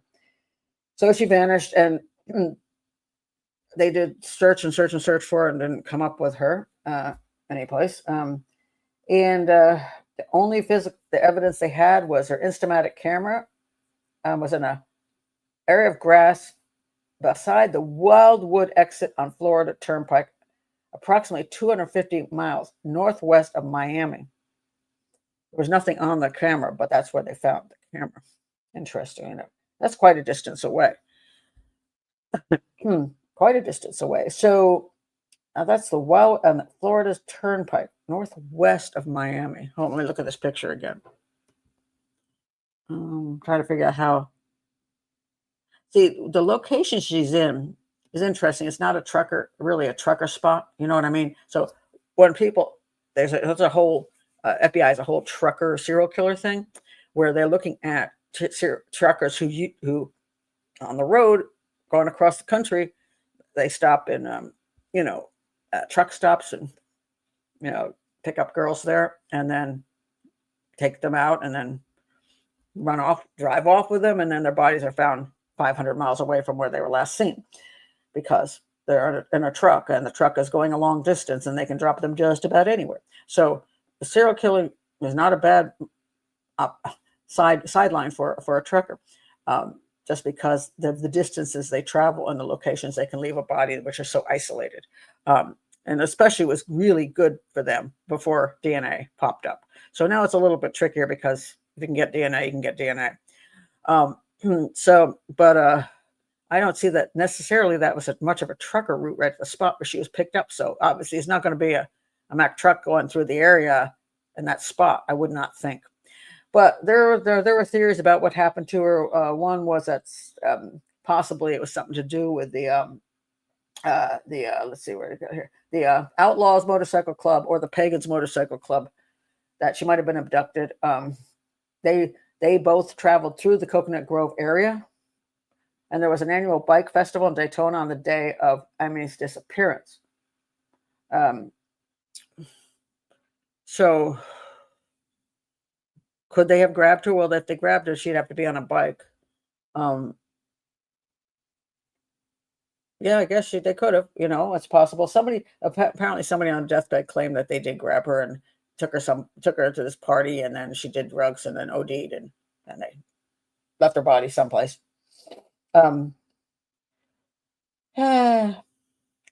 It's hard to say. One thing, there was a store manager in Orlando that a young woman he positively identified as her daughter entered his store with two bikers. Positively identified.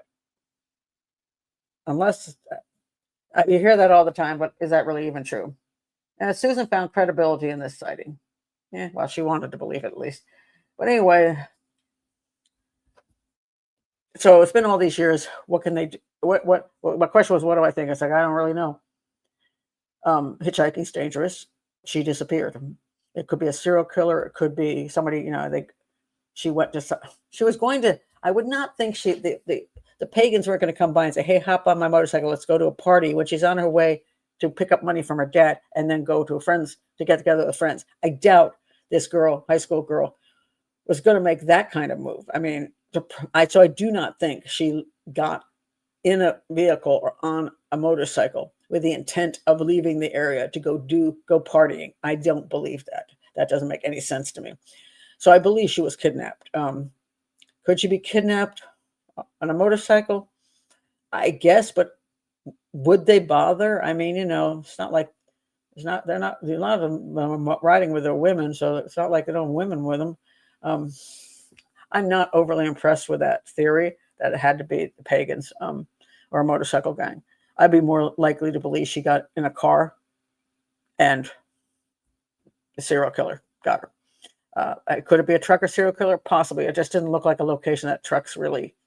But then if the camera was found 250 miles away, somebody was driving a distance.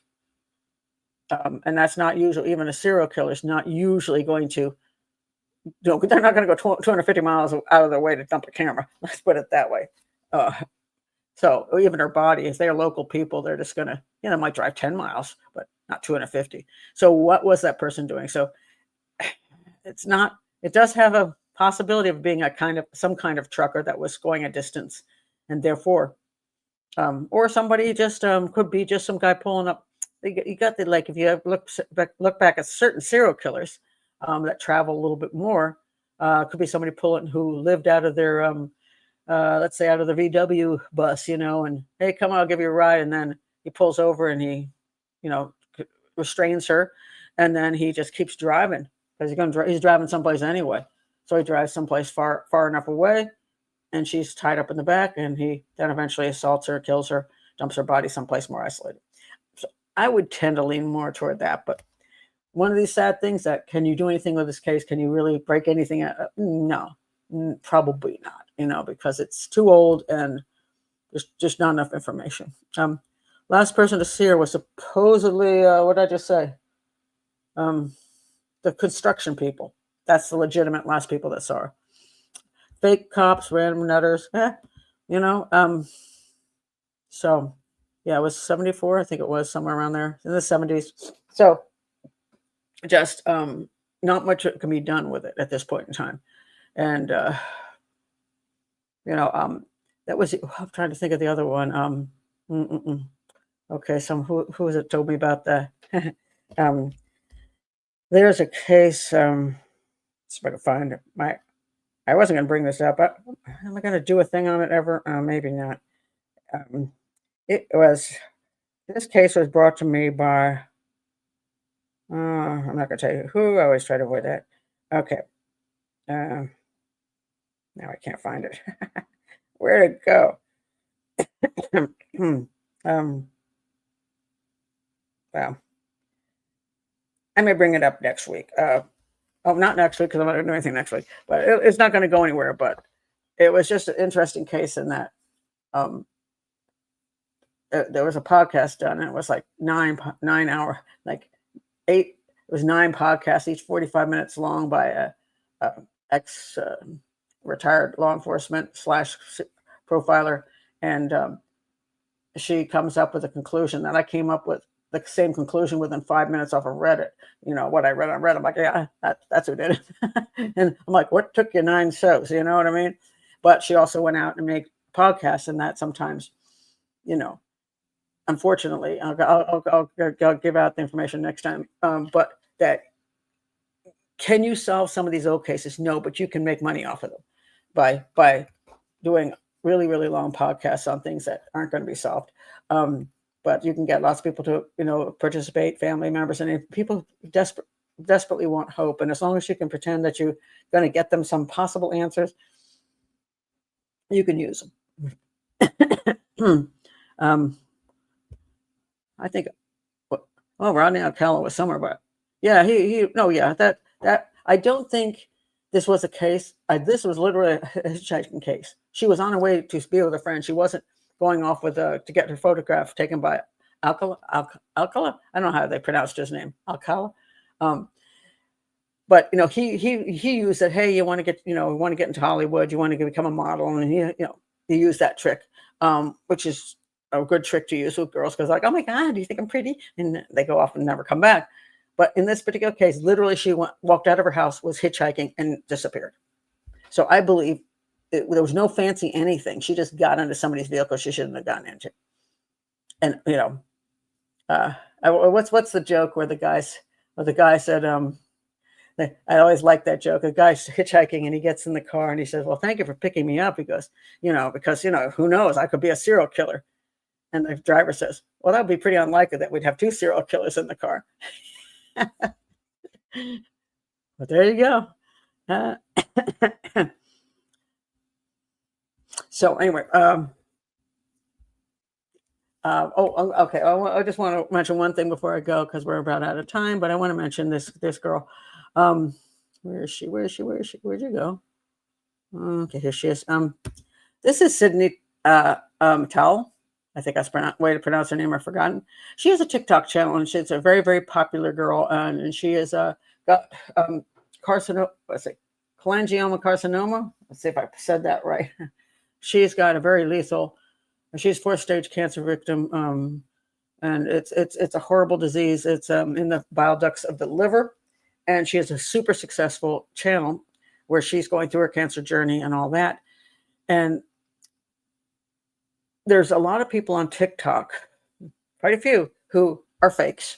They know that a sob story gets attention, and so they will play the people out there in the world. And then they'll make a lot of money off of people going, oh my God, you poor dear, oh, I'm here for you, blah, blah, blah.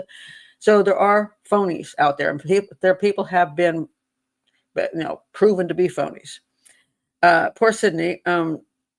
I saw her channel, and the reason I saw her channel was because one was because there's another channel I really liked, and a woman who has she's got ALS, and my sister died of ALS. So I was very interested in whether her journey would be so similar. Brooke E.B., she was doing a lot for the ALS community, and it's been horrific to watch, because she started out. She's very young, and she started out with just having a limp, and then the decline is so quick, and so much just like my sister, just from one thing to another. You just see boom, boom, boom, boom, boom, boom, boom, boom, boom. And now she's pretty much totally paralyzed. She's got oxygen, and she can still speak, but that'll go too. And so she's absolutely 100% real, and she wanted to help people understand ALS, and also she did a lot of work bringing money into the ALS community for research. Sydney does the same thing for what she is dealing with. But the sad part about it is that she has had these horrible people out on the internet. Let me find, let's see, where's, I had the New York Times open, but they just locked me out. So where's my other one from Daily Mail? So I had to go find something else. Oh, here we go. So she's what you call cancer influencer. I'll call it that. So she is. They had to actually. She had to actually have her doctor say to people, "Hey, she really does have cancer." So she has cholangiocarcinoma is the name of it. Cholangiocarcinoma. It's a rare and aggressive form of cancer. She's 25. She's been through God knows how much chemo now, and she's very cute. She's a very pretty girl. She's very cute. She does a lot of dancing, and she's okay, let's go slay chemo. She's like that. And does she make money? Yes, she does. She does have a full-time job actually, and she does this, and a lot of it is to survive, and also to bring awareness to cancer victims that are young. And she does a lot for the community. Now, there are people out there who decided she's a fake. So they got super aggressive. The thing that's sad to me is the level of how aggressive these people are. It's not like just occasionally I've said, I'm not sure that person's real or not, but I don't start a group. Pat Brown is going to go after and we're going to start a group. We're going to have a whole, I'm going to go out, just make this person's life miserable and whatever I can. So this particular one, the worst one, I just want to show this, eventually, okay, where is it at? Okay. So we have this horrible human being, known to be Connie Wright, apparently, a privacy officer for Valley Health System in Bergen County, New Jersey, who shapes and manages the organization's patient privacy practices. That's what she does, supposedly. We have received medical analysis, fact-checking discussion, she wrote on the page, urging others to join the conversation and tell us how you found out and why you may have doubts. She shares her post with headings like, Sydney Towles, were you lying then or now? How to spot when Sydney Towles is lying. Her biggest tells when cataloged are slow blinks, pauses, and squinting, because of course she knows these kind of things. Wright also uses some strong language in her posts. I've never disbelieved or hated this phony bee more than today. This is a sick psycho. So you can believe what you want about her, but the fact that you would go to this extent is sick. Others were also alarmed when Google said cholangiocarcinoma often affects adults in their 70s and carries an unusually poor prognosis in cases in which the cancer is advanced as Towles. Yes, well, the same thing is true for ALS. My sister was, I guess, 72 when she got struck with ALS, maybe even earlier, but she died at 75, I believe. But there are so many young people in their 20s getting ALS now for reasons unknown. And colon cancer has risen with people in their 20s. It's really gotten bad. And this is just another example of it. And it says, many of the detractors did not seem concerned about their hostilities. If she fabricated any part of her story, it's deeply unethical and she deserves backlash. And there's like 1,000 people here attacking this poor woman, young woman. And she does 100% have exactly what she says. And so I want to tell you how you can sort of understand why some people think she's faking it and how you can tell people who are faking it. Now, one of the issues is when somebody says they're getting chemo treatment or in the hospital. I mean, I've seen some people actually will have like a hospital bed in their room and they'll make it look like they're in a hospital, but there's always something off about it. It's like, it doesn't really quite look right. And it's because it isn't. But she has videos of her and you can look at the equipment and it's clear she's in the hospital and she's got massive amount of stuff hooked up to her. And it's clear that it's like she's got ports in her body and all kinds of stuff. There's no question that she's in the hospital getting cancer treatment, prepping for surgery, coming out of surgery, and all this kind of stuff. So if you look at all of that, you can understand that she really is going through this, and she's trying to share that. But the other reason people think, oh my God, she doesn't really have cancer, because she does these little dances. She's a very cute little dancer, and she'll put on some music and she'll do a little dance like, today I'm happy. And she does makeup. Everybody does makeup these days, except me.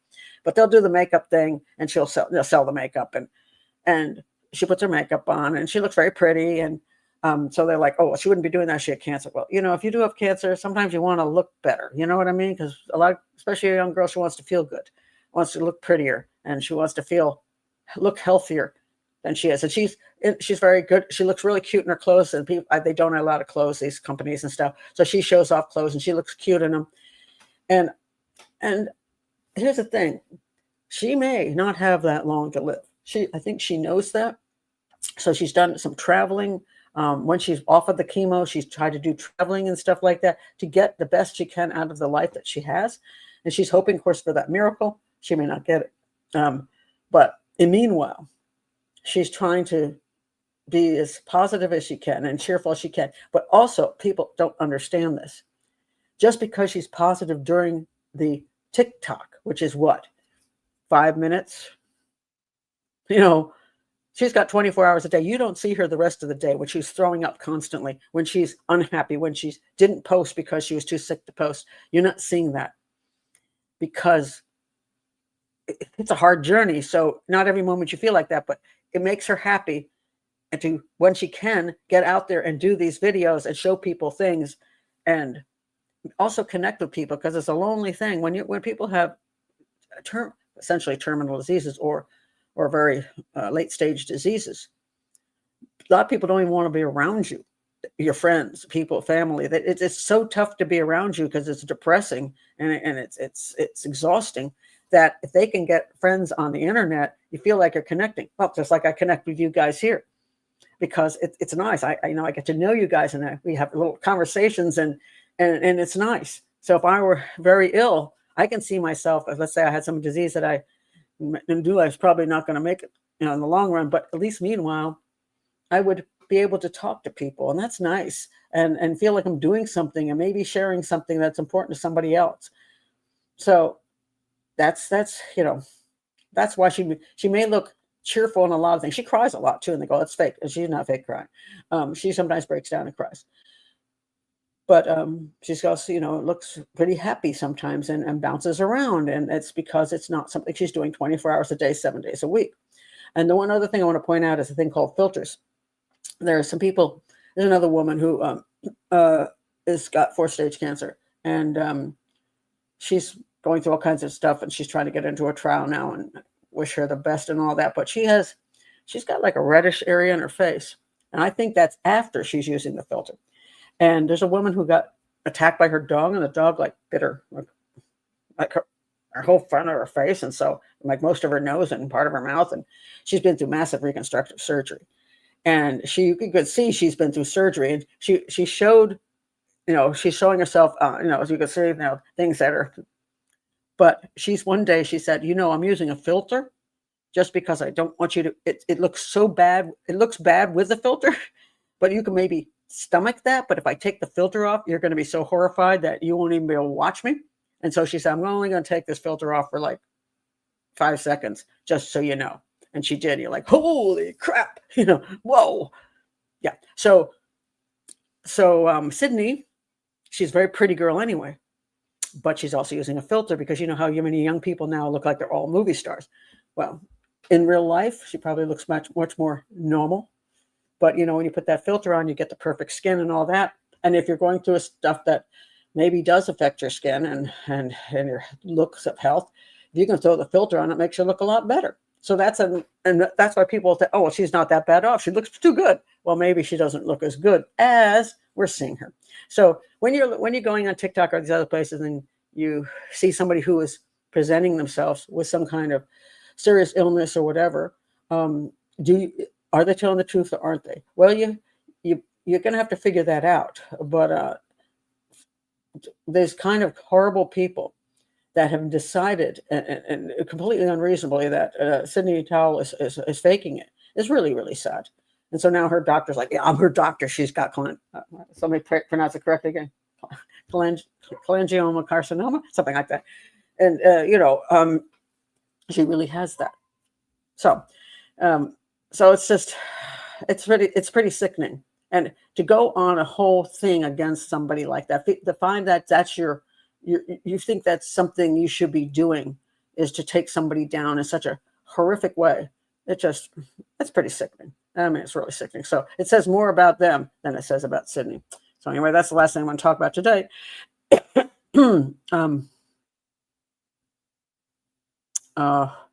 Yeah, it's at least you were there. So, but sometimes you can't. That it's being able to manage physical stuff, physical efforts and stuff. Sometimes that's why it's helpful to have people who are capable of doing that as caretakers. There's no question. Yeah, people need to shut up, get a life and shut up. But they do. I mean, these are some sick people, and it's really, really sad. I mean, especially when you're talking about a young girl has 4-stage cancer. I mean, that's your response. And I understand that you might be skeptical, and I say there are those people out there who've been really crooks about that, and they are lying to get money. I mentioned one the other day. I said I don't know if she really has this problem or whether she's involved in parental alienation, and only because I was showing some of the issues that when you're looking at this, and she's got her GoFundMe. There's so much missing information. The question is it true or isn't it?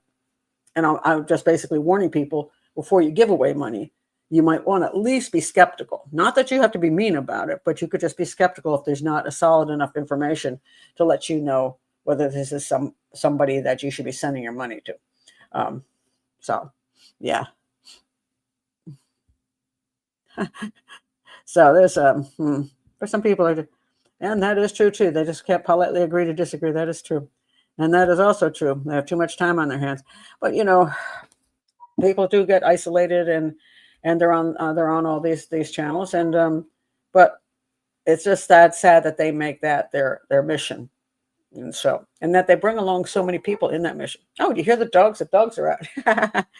So I'm finished with my show. The dogs are out. So I said, hey, I told my daughter I'm doing the show at 7, so if we can keep the dogs in, that would be great. But it's now 2 hours up, so they're out there telling me to can it. Okay, so yeah, I won't be here next week.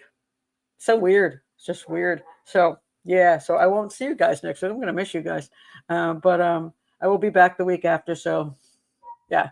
And so I will see you then. And I probably also, sorry, UK people, it probably will be 7 o'clock again, and not next week would be the 3 o'clock show, but there will be again the 7 o'clock show, because this Thursday is the day, and this is the best day I have right now because I have to pick up my granddaughter from school and stuff like that. Thursday is the cleaning ladies. They come on Thursday. So I have to make sure I do, when they're here, that I do the show in the evening. And so next week would have been when they're not here. I only have them come every other week. So yeah, so it'll be 7 o'clock again. And yeah, this way it goes. Thank you very much. I appreciate that. Hopefully it's a good trip. Yeah, I'm looking forward to it. And he's looking forward to it. We're just, both of us kind of need a break. So, and neither one of us have done this leaf thing up there in New Hampshire and Vermont. And neither one of us have been to Boston. So we're like, we want to see Boston. We've never been there. So we're going to probably enjoy that. And welcome back, Diddy. You didn't disappear for very long, but we missed you anyway. Enjoy the peeping, the good kind. Yeah, I'll try to stick with the good kind. Yeah, I don't want to end up in a Boston prison, a Boston jail. Oh, maple syrup. That's a great idea. I do need maple syrup. I'm out of maple syrup. Thank you. I got to remind myself to buy that. I do love maple syrup. It's so good. So anyway, I will see you guys I will be here on Sunday for the regular case show. So don't know what it is yet. You still have a chance to push me into whatever I'm going to do. I'm going to probably figure it out tomorrow. So I always have so many that I'm like halfway involved in, and but if you still really has something you've been wanting me to do, and you bug me like 5 times, and I keep forgetting to do it or haven't gotten to it yet, be a squeaky wheel and push me again. Who knows? You might get lucky. So anyway, thank you guys for being here, and I will see you next time. Bye.